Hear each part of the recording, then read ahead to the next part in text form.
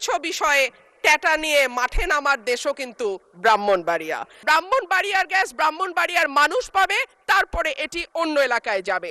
মেঘনা আর তিতাস পাড়ের দেশ ব্রাহ্মণবাড়িয়া, ওস্তাদ আলাউদ্দিন খাঁ কিংবা শচীন দেব বর্মনের দেশ ব্রাহ্মণবাড়িয়া, কীর্তন আর বাউল গানের দেশ ব্রাহ্মণবাড়িয়া, ছানামুখী মিষ্টির অপূর্ব স্বাদের দেশ আমার বাউনবাড়িয়া, দিগন্ত জোড়া হাওড়ের দেশ বাউনবাড়িয়া, আবার তুচ্ছ বিষয়ে ট্যাটা নিয়ে মাঠে নামার দেশও কিন্তু ব্রাহ্মণবাড়িয়া। মাননীয় স্পিকার, বাংলাদেশের শিল্প সাহিত্য সংস্কৃতির রাজধানী বলা হয় ব্রাহ্মণবাড়িয়াকে। এই মাটিতে একদিকে যেমন সুর সম্রাট ওস্তাদ আলাউদ্দিন খাঁ বা শচীন দেব বর্মনের জন্ম হয়েছে, তেমনি এই মাটিতে জন্ম নিয়েছেন ধীরেন্দ্রনাথ দত্ত বা অলি আহাদের মতন সংগ্রামী চরিত্র, যাদের কল্যাণে বাংলা আজকে আমাদের রাষ্ট্রভাষার স্বীকৃতি পেয়েছে। মাননীয় স্পিকার, আমার নির্বাচনী এলাকা ব্রাহ্মণবাড়িয়া 2 এর অন্তর্গত আশুগঞ্জ একটি শিল্প নগরী। এখানে সার কারখানা, বিদ্যুৎ কেন্দ্র, চাল কল, মিল, ফ্যাক্টরি আছে, বন্দর। ব্রাহ্মণবাড়িয়ার গ্যাস যায় সারা বাংলাদেশে, কিন্তু ব্রাহ্মণবাড়িয়ার মানুষ গ্যাস পায় না। মাননীয় স্পিকার, তিতাস গ্যাস ফিল্ড বাংলাদেশের অন্যতম প্রাচীন ও প্রধান প্রাকৃতিক গ্যাস কেন্দ্র।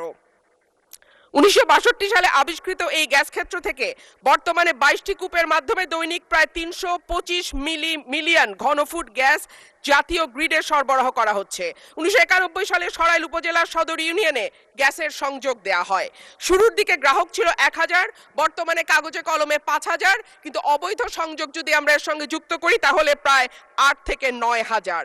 কিন্তু প্রত্যেকজন গ্রাহকই আছেন চরম গ্যাসের সংকটে।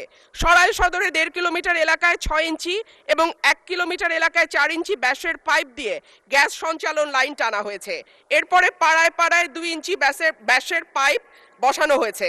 কিন্তু সমস্যা হলো সকাল 7টা থেকে দুপুর 2টা পর্যন্ত গ্যাসের কোনো চাপ থাকে না, চুলা মিটমিট করে জ্বলে। এরপর মন চাইলে গ্যাস আসে 1 ঘন্টার জন্য, তারপরে আবার রাত পর্যন্ত গ্যাসের কোনো খবর নাই। দেশে গ্যাসের সংকট আছে, তার উপরে শীতকালে গ্যাসের চাহিদা আরো বাড়ে। অন্যদিকে আছে অবৈধ সংযোগ।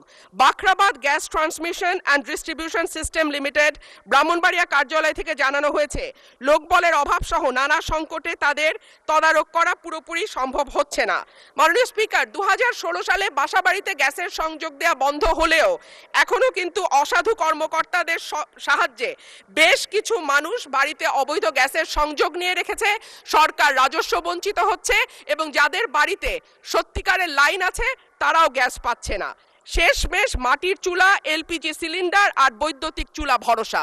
কিন্তু মাননীয় স্পিকার, আমাদের জীবন মানের এখন এমন উন্নয়ন হয়েছে যে গ্রাম বা মফস্বল এলাকাতেও এখন কিন্তু মানুষ ফ্ল্যাটে থাকে, পাকা বাড়িতে থাকে, উঠান এখন অনেকটাই বিলাসিতা। সুতরাং মাটির চুলায় রান্না করা বাস্তবতা বিবর্জিত। মাননীয় স্পিকার, আমাকে 2টা মিনিট সময় বাড়িয়ে দেবেন। মাটির চুলায় রান্না করা, মাননীয় সদস্য 1 মিনিট আপনাকে দিলাম।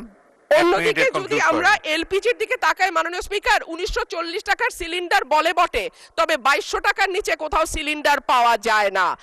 আর আমরা যদি বিদ্যুতের চুলার কথা বলি তাহলে বলতে হয় ঢাকা শহরে 1-2 ঘন্টা লোডশেডিং থাকে, কিন্তু গ্রামে সেটা 14 ঘন্টা পর্যন্ত গড়ায়। সুতরাং গ্যাস ছাড়া আমাদের আসলে এই মুহূর্তে সত্যিকার অর্থে চুলা জ্বালাবার মতন জ্বালানি নেই। এবং ব্রাহ্মণবাড়িয়ার গ্যাস যেহেতু সকল দেশের অন্যান্য এলাকায় সকল এলাকায় যায়, সুতরাং আমার দাবি থাকবে আগে ব্রাহ্মণবাড়িয়ার গ্যাস ব্রাহ্মণবাড়িয়ার মানুষ পাবে, তারপরে এটি অন্য এলাকায় যাবে। মাননীয় স্পিকার, সম্প্রতি তিতাস গ্যাস ক্ষেত্রের 31 নম্বর একটা কূপ খনন হচ্ছে, যেখান থেকে দৈনিক 9 মিলিয়ন ঘনফুট গ্যাস পাওয়া যাবে বলে শোনা যাচ্ছে। আমি আশা করব এই নতুন যে কূপ 31 নম্বর কূপ যেটা তিতাস গ্যাস ফিল্ডে খোঁড়া হচ্ছে, সেই গ্যাস আগে ব্রাহ্মণবাড়িয়ার মানুষ পাবে, তারপরে এই গ্যাস। ধন্যবাদ মাননীয় সদস্য।